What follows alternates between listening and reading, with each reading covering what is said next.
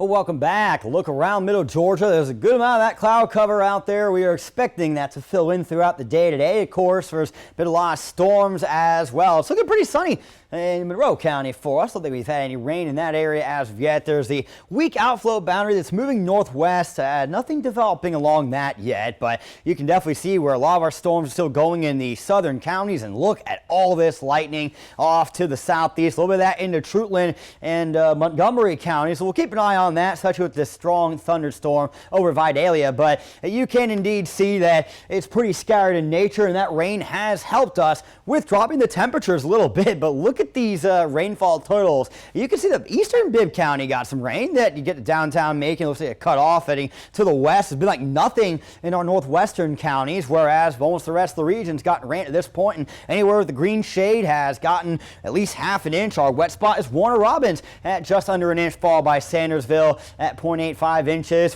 Before the rain got in and Macon today, ended up achieving the expected high of 98. Got cut off yesterday by the storms. That was not the case today. Woke up to 75 earlier on this morning. Both those are above average by a few degrees, and we're keeping it pretty hot outside of the areas that have seen rain. And you know, if you got the rain early enough, there is a little bit of a rebound in there, just not as hot as it would have been if you hadn't gotten the storms. But we do anticipate a cloudy and muggy night tonight, with lows down in the low to mid 70s, and under those cloudy skies, a few showers could linger past midnight as well, and that wind will be light out of the north-northeast. There's those lows, a little bit cooler than the past couple of nights, and that should be the case going forward. We've got this front in the area that's pushing south, so tomorrow gonna be a bit of a temperature drop. I'm expecting Macon to have a high 88. That is 10 degrees cooler than what we're seeing today, and a lot of that's because of the added cloud cover, as well as the fact that tomorrow is going to be our best opportunity for rain throughout this week. As for our Thursday, this front starts to retreat north a little bit, so we should be more lower 90s with real feels upper 90s, possibly a couple of triple digits.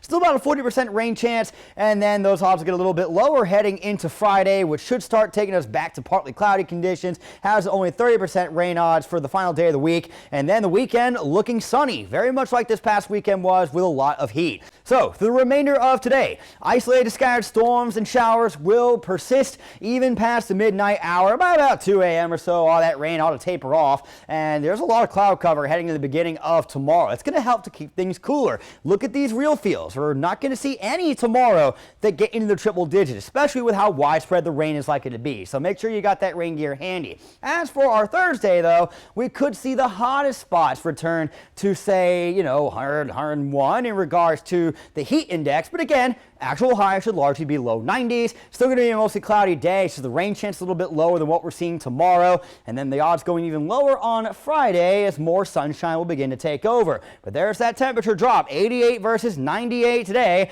And the hottest spots should only get in the lower 90s, so basically welcome cool down for those of us who are sick of the heat.